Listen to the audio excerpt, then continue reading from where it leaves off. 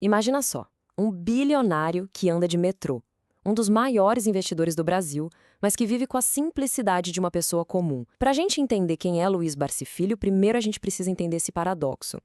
E a melhor forma de começar essa história, bom, é com uma noite chuvosa e um acidente que quase foi fatal.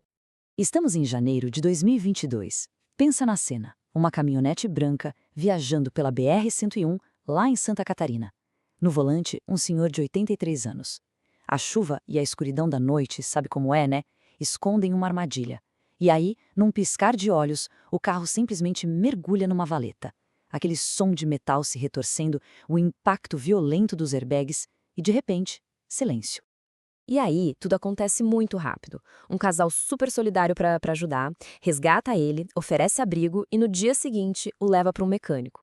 Só que aí, sabe, quando o motorista, ainda se recuperando do susto, entrega um cartão de visitas, que a ficha cai. O quebra-cabeça se monta. Aquele homem que eles salvaram, com a roupa manchada de sangue, num carro sem seguro, era ninguém menos que Luiz Barsi Filho. Essa cena toda levanta a grande questão aqui, né? Como é que um bilionário se torna praticamente invisível? Como que uma pessoa com tanto dinheiro passa tão despercebida? Para a gente encontrar essa resposta, vamos ter que voltar no tempo, lá na origem de tudo. Pois é, para entender o Barsi investidor, a gente tem que conhecer primeiro o menino do cortiço. A filosofia financeira dele não nasceu em livro de economia, não. Nasceu foi na realidade dura da infância.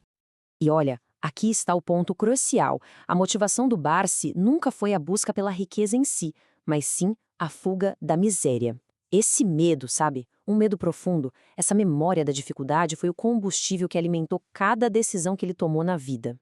Tenta imaginar o cenário. Um quarto que era também a cozinha, banheiro compartilhado com um monte de gente e uma luta diária só para sobreviver.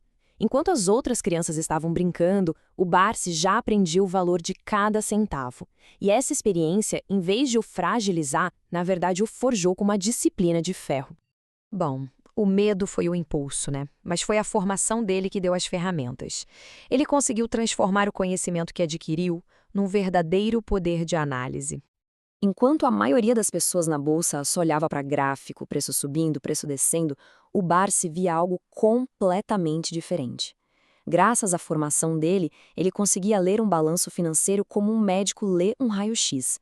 Ele diagnosticava a saúde real de uma empresa, o que estava acontecendo por trás dos números. E é aqui que está a diferença fundamental. Enquanto o especulador está num jogo de adivinhação, tentando acertar o próximo movimento, o Barsi se via como um futuro sócio da empresa.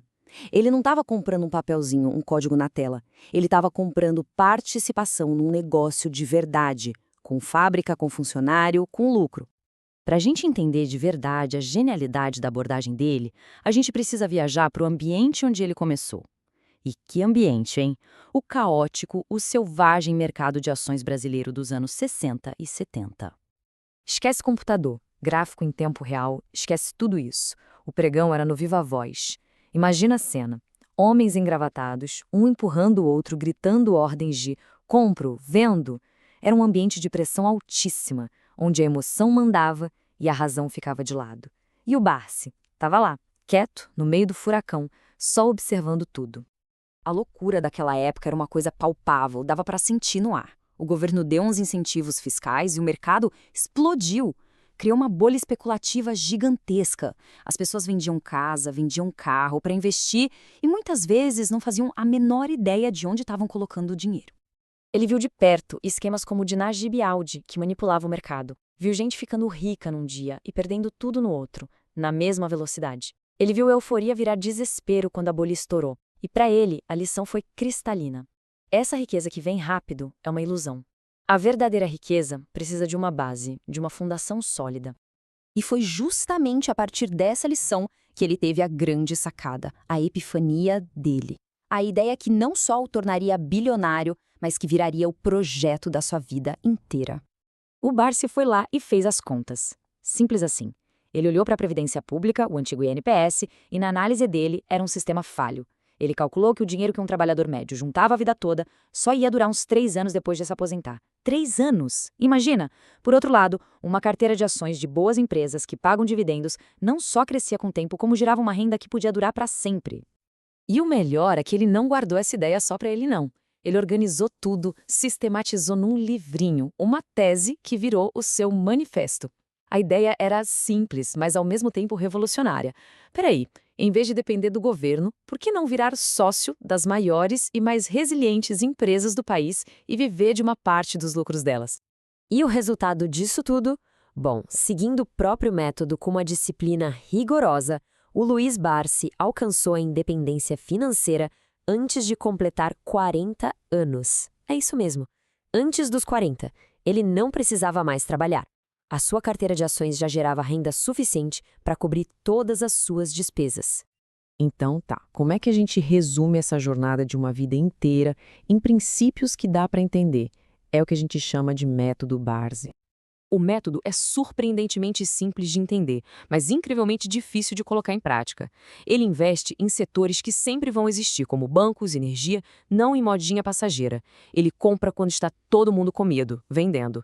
E o foco dele, isso é crucial, não é no preço da ação, é na quantidade de ações, porque é a quantidade que gera os dividendos. Ele reinveste tudo o que recebe para criar o efeito bola de neve. E o ingrediente mais importante, paciência. Não por meses, mas por décadas.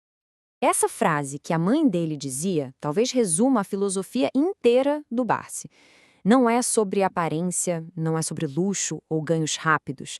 É sobre construir algo sólido, duradouro, digno. Mesmo que por fora pareça remendado ou meio fora de moda, o que importa é que a estrutura, a base, seja forte e nunca se rasgue. No fim das contas, a história de Luiz Barsi Filho deixa a gente com essa reflexão. Ele não é só um investidor.